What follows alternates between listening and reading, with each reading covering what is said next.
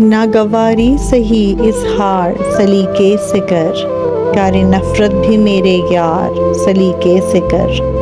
पहले तो घर की हर एक चीज़ को इंसाफ से बांट, और फिर सहन में दीवार सलीके से कर। बल्कि गफलत में खसारा है कई सदियों का, जिंदगी सांस का व्यापार सलीके से कर।